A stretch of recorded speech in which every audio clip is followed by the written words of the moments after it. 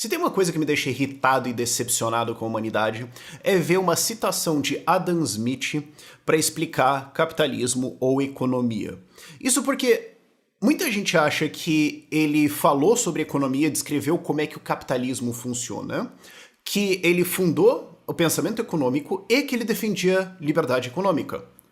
Nenhuma dessas três coisas é verdade. Quase tudo que ele falou sobre dinheiro, distribuição, impostos, produtividade e valor estava simplesmente errado. E não só errado, uma deterioração de entendimentos prévios de autores que já tinham resolvido os problemas antes. E às vezes deteriorações sobre coisas que o próprio Adam Smith ensinava antes. Ele fundou o pensamento econômico? Também não. Já existiam outros autores superiores a ele antes. E ele defendia livre mercado? Não, em várias coisas não. Ele tinha uma visão muito elitista e bizarra e defendia a regulação de um monte de coisas pelo Estado. Ainda assim as pessoas não sabem disso e continuam citando ele. Então, eis a minha tentativa de abrir uma cova e colocar o histórico dele lá dentro e fechar com terra. Esperançosamente, depois disso a gente vê menos citações de Adam Smith por aí. Roda a vinheta.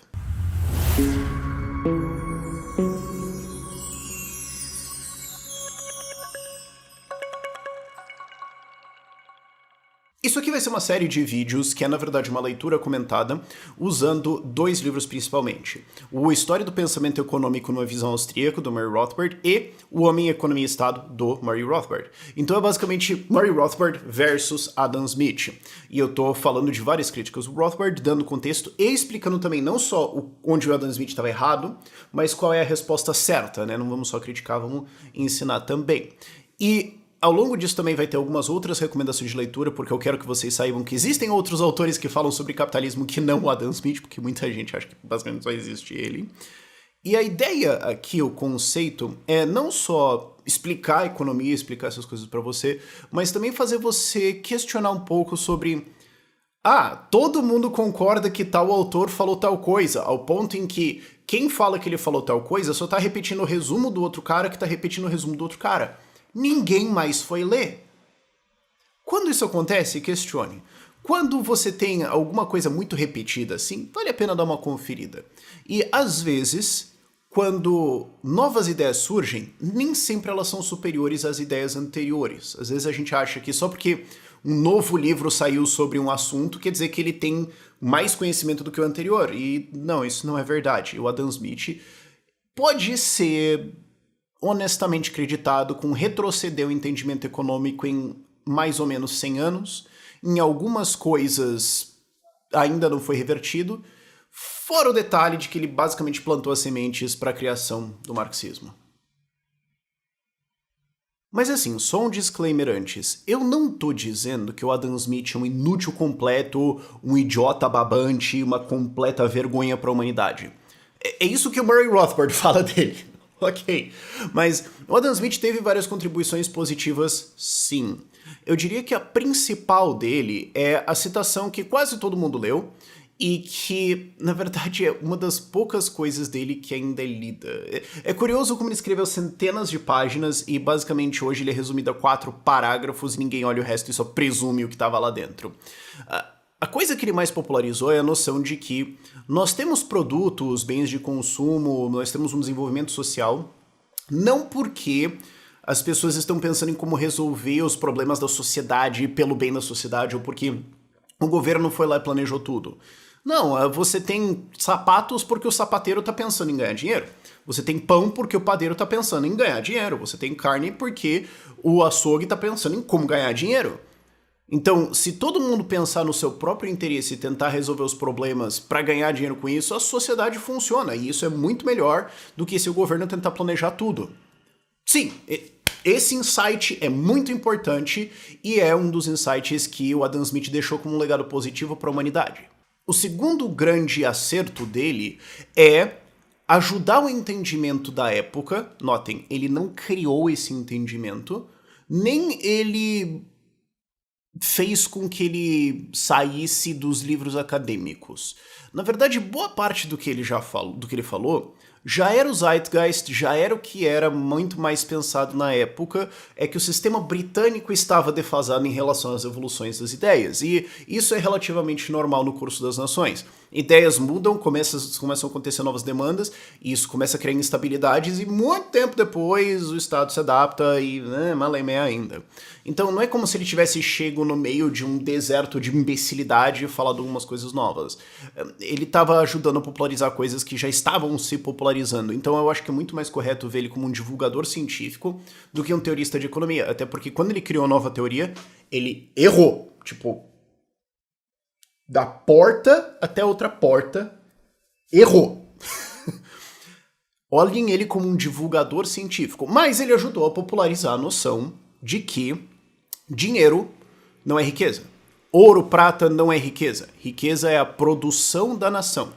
Tá que depois ele errou o que é produção útil e inútil, porque ele entra numa discussão toda de o que é útil, do que é inútil, ou do que é produtivo, do que é improdutivo, que não faz o estrito e absoluto menor sentido. Mas ele acertou que não é o dinheiro ou não é os minérios na terra e tudo mais, é a capacidade produtiva, e ele acertou que a capacidade produtiva cresce conforme dinheiro é poupado e reinvestido em produção. Tá certo, inclusive essa é uma noção que as pessoas lutam com entender até hoje ainda. Tem gente que acha que dinheiro é riqueza, ou que imprimir mais dinheiro vai deixar as pessoas mais ricas, ou que de alguma forma você consegue ter um aumento de capacidade produtiva sem ter maior poupança, ou que poupança é ruim. Ainda hoje isso é um conceito um pouco complicado para muita gente, mas o Adam Smith acertou isso. Claro, quando ele entrou nos detalhes de explicar como isso acontece, ele estava errado. Mas o conceito em geral foi popularizado. Tá bom, isso foi legal. E terceiro, eu diria que ele tornou a economia uma coisa muito mais popular de se pensar. Ele não fundou o pensamento econômico. Você tinha autores muito superiores a ele em teoria antes. Turgot e Cantillon são os dois grandes que não só eram melhores do que ele, o Adam Smith entrou em contato com eles porque antes dele escrever o Riqueza das Nações, ele escreveu o Teoria Moral dos Sentimentos, e por causa desse livro, que deixou ele um pouco muito mais famoso e colocado como um cara inteligente e tudo mais, ele foi contratado para ser o tutor do filho de um duque na França. E ele ficou mais ou menos uma década na França dando aula lá, ensinando moleque.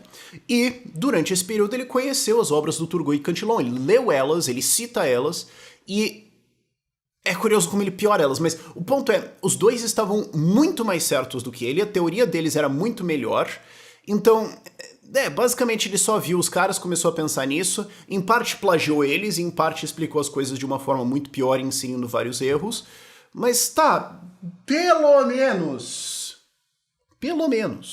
ele fez as pessoas pensarem mais em economia. Teria sido melhor se ele não tivesse apagado da história anteriormente esses autores via plagiar e não dar crédito correto a eles, ou não destruir várias ideias ali. Tá, ok. Mas pelo menos gerou um interesse ali. Mas o problema do Adam Smith, em como ele nos afeta hoje, é que, como eu falei antes, quase ninguém lê qualquer coisa dele. Ele é apresentado como uns 4 ou 5 parágrafos em resumo. Ele falou lá da mão invisível, ele falou lá do interesse próprio do açougueiro e do padeiro, tá bom, legal. E ele é o cara que explicou o capitalismo. E, portanto, ele é a grande fonte para você entender o que é o capitalismo. Olha só, então basta você ler ele. Ou não precisa ler ele, é um livro velho. Só lê os resumos que existem hoje de gente que olhou isso e tá bom, deu. Parabéns, você entendeu completamente como o capitalismo funciona. Dica, não, você não entendeu nada. Inclusive, se você lê ele, você provavelmente vai entender menos do que você entendia antes. Mas, tá, ele é o grande cara que pensou o capitalismo. E o Marx depois veio e olhou o trabalho dele e corrigiu certas coisas que ele fez, ou continuou o trabalho dele. Então, basicamente tudo que você precisa saber sobre liberalismo e capitalismo e economia, essas coisas aí de livre mercado desse pessoal fascistinha, é só ver um livro de 250 anos que é o Adam Smith, e ninguém nunca mais falou nada útil depois disso, blá, e o Marx foi lá e melhorou as coisas dele. Portanto, o Marx é o grande cara que consertou isso e levou a ciência econômica pra frente, salvando ela da estupidez de um imbecil 250 anos atrás que cometeu erros. Geralmente essa é a apresentação dada para Adam Smith. Convenhamos, especialmente quando você tá dentro de algum curso que por algum motivo tem socialismo dentro da grade. Quando eu cursei psicologia, de todas as coisas isso aconteceu. Não, vamos estudar Adam Smith para chegar em Marx. Hã? Essa foi a apresentação que eu recebi. E provavelmente foi a apresentação que você recebeu no seu curso superior, se isso aconteceu. Provavelmente a apresentação dele que você recebeu no ensino médio. Isso leva as pessoas a acharem que é basicamente essas ideias aí, não tem nada de muito mais novo, e as evoluções, entre aspas, que o socialismo colocou em cima disso são só construindo em cima dos erros do maior cara do capitalismo. E não, ele não era o maior cara do capitalismo. Eu inclusive disputo que ele era um cara do capitalismo. Porque quando você lê a obra dele, o que você vê é uma confusão muito grande de visões religiosas e morais e um elitismo dele mesmo, uma condenação de consumo, não num sentido de, é importante você poupar para o futuro, mas que consumir é errado e vil, e quase só falta ele colocar a palavra pecaminoso. Inclusive, ele tem uma acusação de que o consumo de bens de luxo reduz a fertilidade. Esse é o tipo de coisa que você esperaria ver de algum maluco nacionalista pinóia das ideias, ou de algum Zé Paredão de esquerda que não tem muito sentido na cabeça dele, sendo que daí eu perguntaria sinceramente qual que é a grande e profunda diferença entre os dois, mas isso é outra discussão. Ponto é, ele confunde muito esses valores com a análise dele, e ele esquece completamente de analisar a economia a partir da coisa mais importante, que é o empreendedor e a ação humana. Ele trata indivíduos como uns coitados sem vontade, que só fazem as coisas, e por nenhum motivo muito grande aparente, e eles tendem a consumir muito malucamente, e muitas vezes a tomar crédito, e serem aventureiros, e isso tá errado, e portanto, juro precisa ser tabelado, e várias outras coisas precisam ser controladas para garantir o próprio desenvolvimento da economia. E aí é o meu ponto. Ele não era um liberal, ele era um eficientista. E existe uma diferença. Liberalismo era, antes do Adam Smith, na época dele continuou sendo, e logo depois dele também é, não sobre economia. Liberalismo é sobre devido processo legal, as mesmas regras para todos, o império da lei, o rule of law. É que aqui no Brasil isso é colocado como Estado de Direito, e das pessoas pensam que tem que ter um Estado para fazer isso que tá errado, mas o que é o Estado que dá o direito, que também tá fantasticamente errado. E a gente vai discutir isso inclusive em Adam Smith. Mas liberalismo é sobre nós temos os mesmos direitos, nós temos as mesmas liberdades, nós temos o direito de viver a nossa vida e buscar a nossa felicidade. Não é isso que o Adam Smith está falando no livro dele. Ele está falando de como que PIB vai para cima, como é que produção sobe. E tá bom, é um livro sobre riqueza, mas não faz tanto sentido assim colocar isso dentro de um livro que propõe o liberalismo. Ele não está falando sobre maximizar a alegria das pessoas, ele não está falando sobre proteger os direitos das pessoas, ele nem entra nesse assunto ao longo do livro. Ele está falando de como a economia se expande. Em vários lugares ele condena consumo ou diversão. Ele condena a dança. De novo, outra coisa que você fica pensando, cara, parece um idoso reaça ressentido. Você parou no seu tratado de economia para condenar pessoas dançarem. Hã? Quase dá a sensação de que ele gostaria de proibir o fim de semana porque as pessoas vão trabalhar mais e daí o PIB vai subir.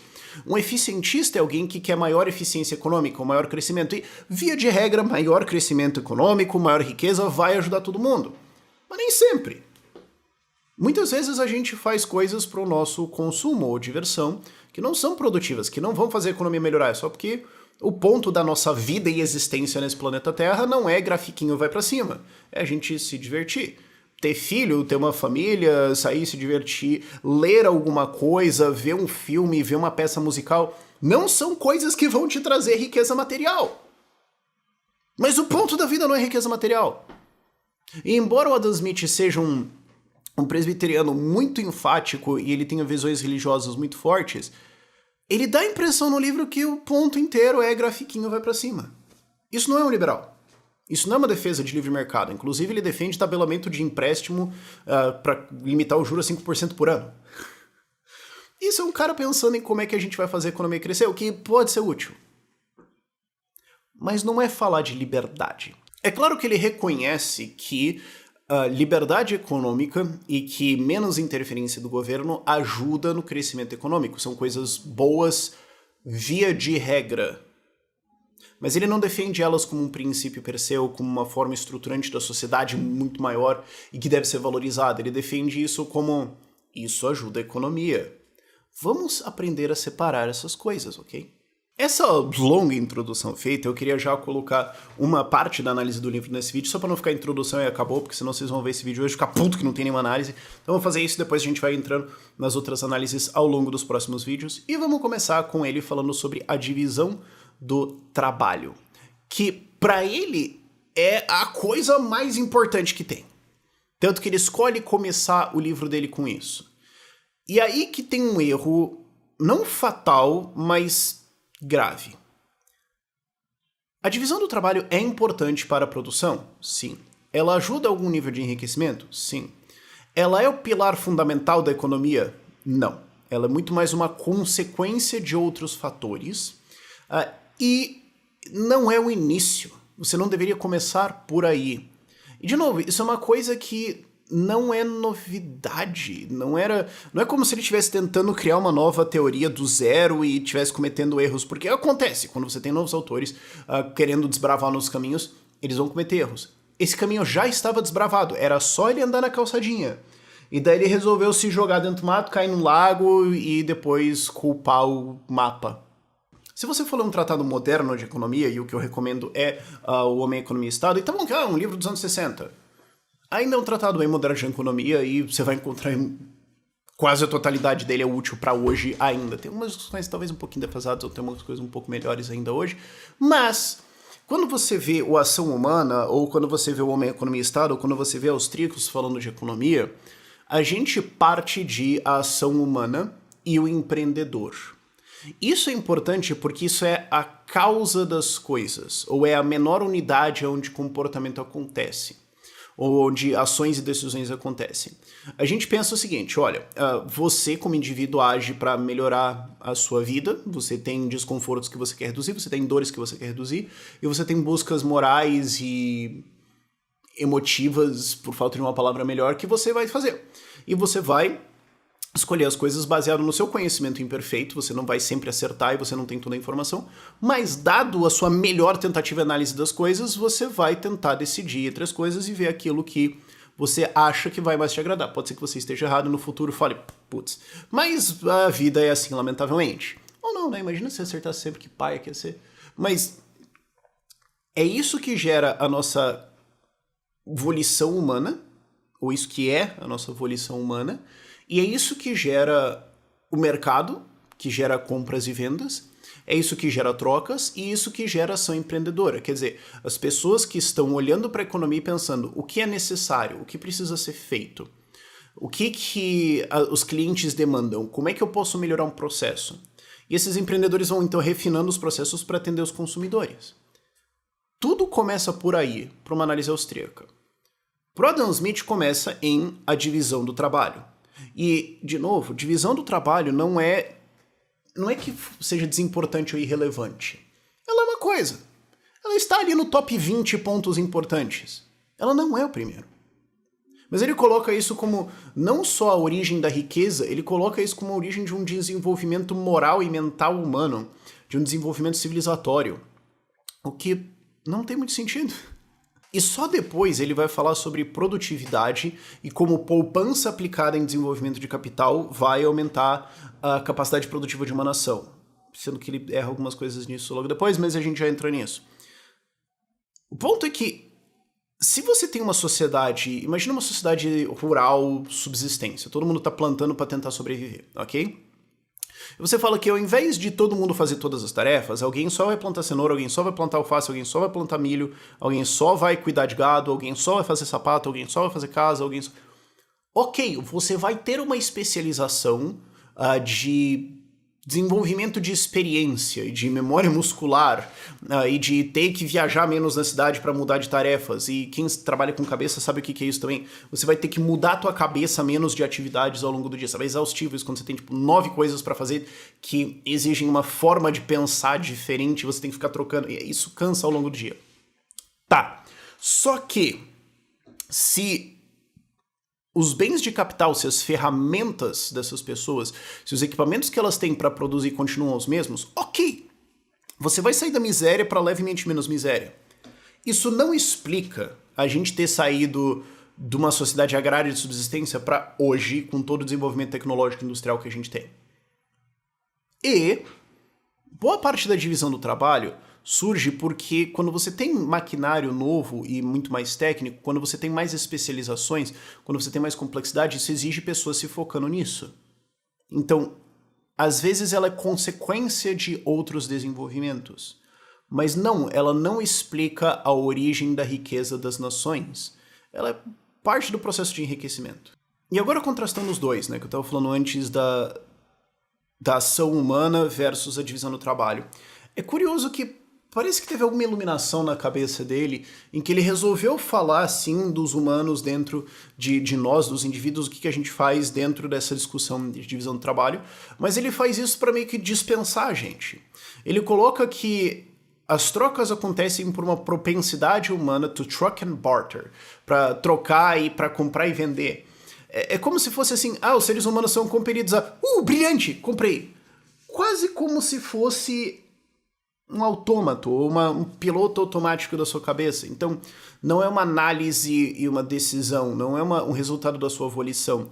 Não é sua capacidade como indivíduo de tomar decisões. É meio que alguém com TDAH constantemente olhando, eu vou comprar isso, eu vou comprar aquilo, eu vou... Então ele meio que dispensa a gente, ele meio que tem essa... E aí começa a mostrar um certo elitismo dele. Ele meio que dispensa o consumidor como alguém quase que vítima de impulsos freudianos na cabeça dele de preciso, e não alguém que tá pensando e analisando. E isso depois vai aparecer muito mais ao longo dos vídeos que eu vou fazer aqui, em como ele condena consumo o tempo todo. Então é quase como se ele falasse assim... as pessoas têm essa tendência para comprar e vender e tudo mais, daí fica dando esse consumo e a gente precisa salvá-las delas mesmas. E o Rothbard cita nesse capítulo o Cannon, que é um outro analista muito profundo do Adam Smith, para dizer que o Adam Smith também ele não acreditava que as pessoas são diferentes de nascença. Ele acreditava que qualquer diferença que nós temos vem de coisas que foram feitas conosco ao longo da nossa vida. Então a nossa educação, nossos traumas, as nossas experiências, o ambiente, essas coisas assim. Mas todo mundo nasce igual. Então ele não entende que boa parte da divisão do trabalho vem porque pessoas têm propensidades naturais diferentes. Ele acha que todo mundo é igual, então trabalhadores são meio indistintos, dane-se, e daí a gente só divide as tarefinhas entre eles e isso fica mais fácil. Isso não é verdade, mas isso tá numa presunção dentro de Mill depois, que é bem triste, e é quase aquela coisa meio igualitária socialista, meio maluca. Mas assim, gente... Existe gente que é mais focada, mais piloto automático, bora, que é o fazedor de tarefa, e existe gente que é muito mais dispersa, mas que é muito mais criativa. Então, vai acontecer de pessoas mais criativas acabarem em tarefas mais criativas, porque elas vão ser mais produtivas nisso. Ou, num exemplo mais simples, um islandês de 2,10 metros de altura e um braço do tamanho da minha perna tem uma capacidade superior de cortar árvores com um machado do que uma mulher de 1,49 m e um braço do tamanho do meu dedinho. Eles têm capacidades físicas diferentes. Então, se trabalho for dividido, se tarefas forem divididas, a gente meio que imagina que tarefas que envolvem Uga vão acabar com o islandês. Mas não, o Adam Smith esquece disso. Ele trata trabalhadores, mão de obra, como gente indiferente. Todo mundo nasceu igual. O Marx vai ter isso depois de imaginar, todo mundo nasceu igual, todo mundo tem a mesma coisa, qualquer diferença entre eles vai vir de ou coisas que foram ensinadas ou coisas que foram feitas, ou opressão. Isso posto, falando de divisão do trabalho, a gente vai pro exemplo que ficou o exemplo famoso do Adam Smith, que é a fábrica de alfinetes. Que, boy, isso aqui entregou ele. Isso aqui vai ser divertido. Como eu falei, as pessoas conhecem algumas poucas coisas de Adam Smith. A citação do padeiro do açougueiro, a mão invisível e o exemplo da fábrica de alfinetes. Qual que é a ideia da fábrica de alfinetes? É que, olha, nós temos uma fábrica que faz alfinetes.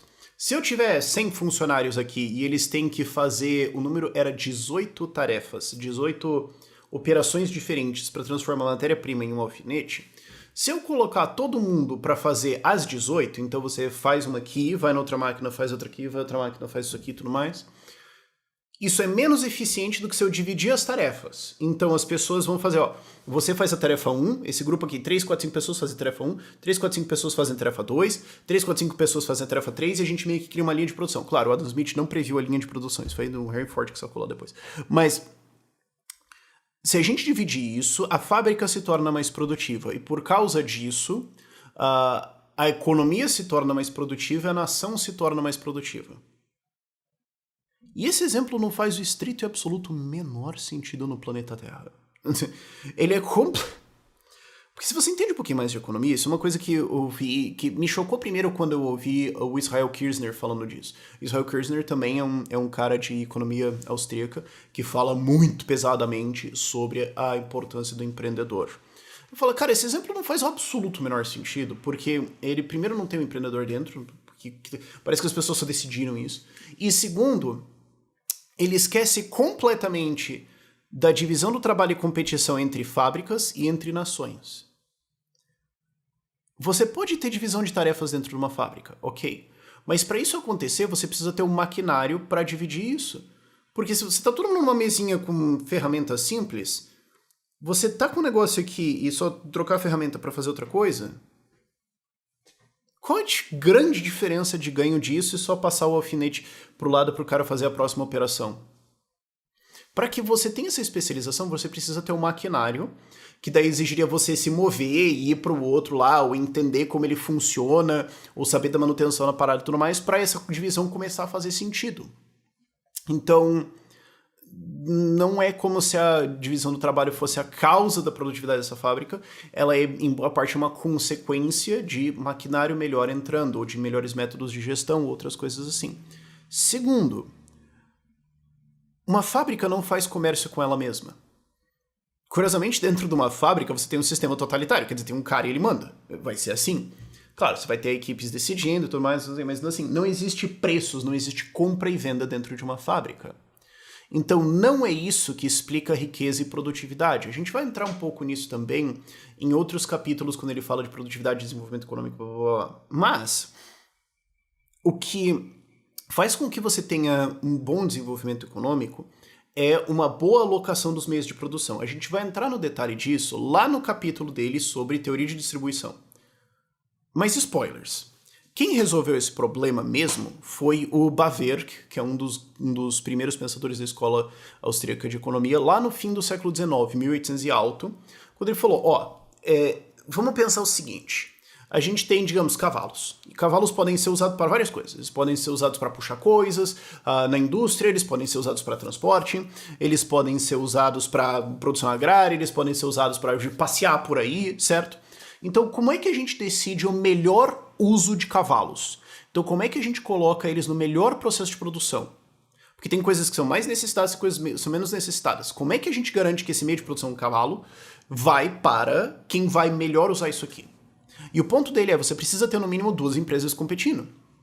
Porque uma delas, porque as duas vão pensar mais ou menos quanto que elas conseguem extrair de produtividade de um cavalo. Claro, se a empresa já estiver rodando há muito tempo, tiver centenas de cavalos trabalhando lá e tudo mais, eles vão saber exatamente qual é o número bom. Se eles tiverem uma boa contabilidade, eles vão saber exatamente qual é o número de valor extraído. Mas mesmo que ele só esteja chutando, esse exemplo funciona.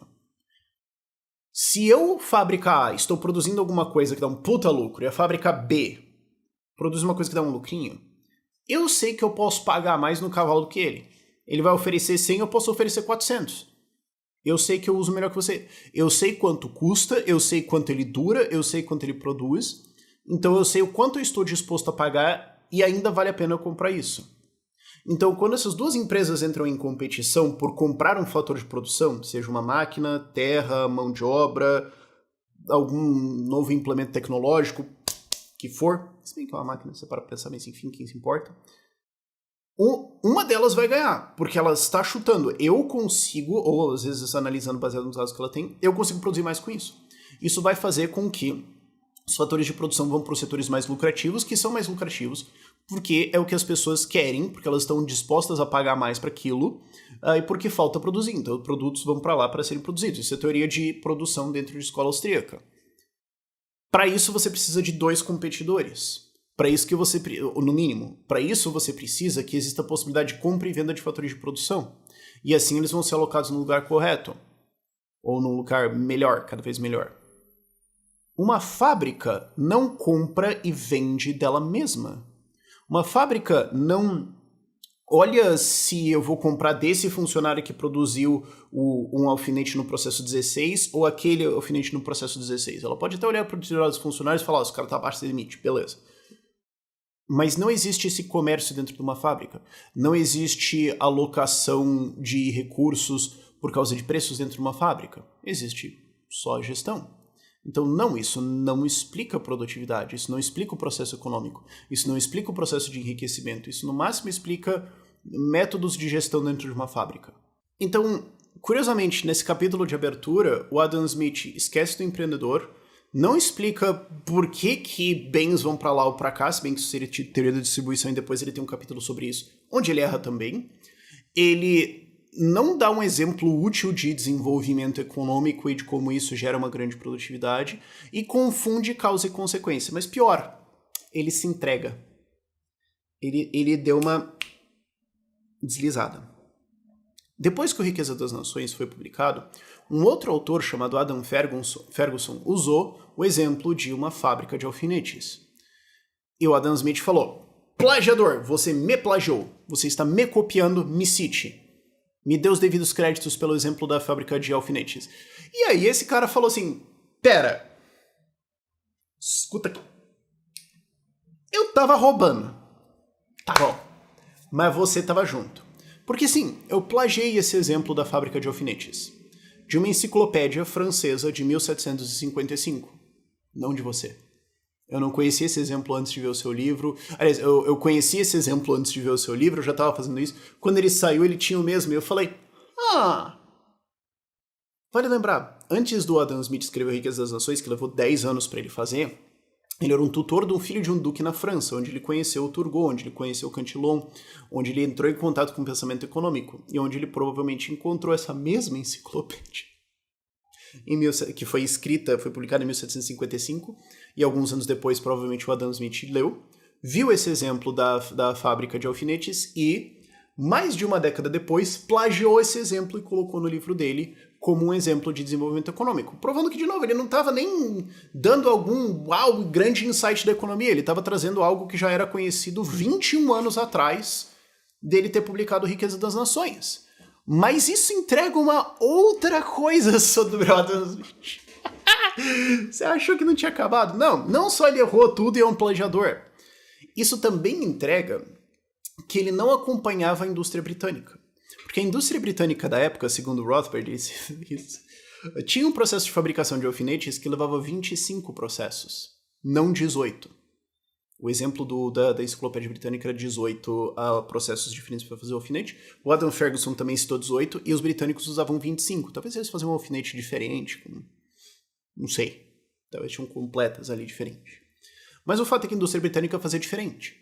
Então ele não foi conferir. Ele pensou assim, vou plagiar esse exemplo. Vou dar uma olhada numa fábrica de alfinete britânica para usar isso, para dar uma olhada? Não vou ver. Não foi atrás. E isso enquanto a Revolução Industrial estava acontecendo ao redor dele. De fato, o livro dele, O Riqueza das Nações, cita várias coisas agrárias. Ele depois ainda fala que ele acha que a agricultura é mais produtiva do que a indústria, porque a natureza está te ajudando de graça, basicamente. Isso dá um aluguel para você, dá uma renda para você como produtor. E ele não usa exemplos do que estava acontecendo da Revolução Industrial ao redor dele. Muito frequentemente se acusa Marx de ter falado um monte sobre fábricas e o proletário e o operário sem nunca ter visitado uma fábrica. E não só isso, dele ter sido comentado que ele foi convidado a visitar fábricas e se recusou. Então não só ele estava falando errado, ele estava falando errado sobre um negócio que ele não entendia, que ele não queria ver, e quando dada a oportunidade de entender, ele se recusou terminantemente a ir lá entender. Mas aparentemente o Adam Smith fez a mesma coisa. Ele não estava consciente da Revolução Industrial e do que estava acontecendo ao redor dele. Ele não estava estudando as indústrias, ele não estava indo ver. Ele era um oficial de alfândega. Quando ele voltou da França, ele ganhou um emprego de oficial de alfândega e trabalhou nisso por mais de uma década. E, inclusive, diligentemente, com orgulho de tirar dinheiro das pessoas e combater contrabandistas e tudo mais. E é curioso que o oficial de alfândega não pensou... Ele pensou em divisão do trabalho dentro de uma fábrica, ele não pensou entre fábricas e ele não pensou entre países. Tá, ele tem algumas frases depois, ele tem alguns takes depois no livro sobre a importância do comércio internacional e tudo mais, mas ele não aplica a ideia de divisão do trabalho para países. Embora o trabalho dele tenha sido ficar mais de 10 anos vendo justamente isso. Mas voltando, ele foi um oficial de alfândega. Ele ficou trabalhando pro Estado. Ele não foi ver fábricas, ele não foi ver como é que era a produção. Um dos alunos dele era o James Watt. Watt, sabe? A unidade de poder, de potência. A lâmpada tem 60 watts. Vem do James Watt. E o James Watt estava fazendo motores a vapor. Ele, inclusive, fez uma máquina de presente pro Adam Smith, pro professor dele, em homenagem, etc. E, aparentemente, tudo indica que o Adam Smith não fazia mais puta vaga ideia do que estava acontecendo, o que o aluno dele estava fazendo, o que ele estava desenvolvendo. Ele ainda estava preso numa mentalidade de agrário, administrador, que, de novo, revela um elitismo dele. Ele não tinha o interesse de ir ver o que era a Revolução Industrial. E quando ele precisa dar um exemplo de uma fábrica, ao invés dele falar das várias possibilidades que existiam dentro da Inglaterra, ele plagia uma enciclopédia de 21 anos de idade.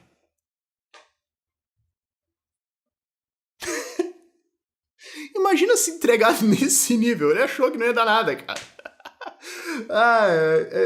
Isso reforça o que eu tô falando sobre... Esse cara não descreveu o capitalismo.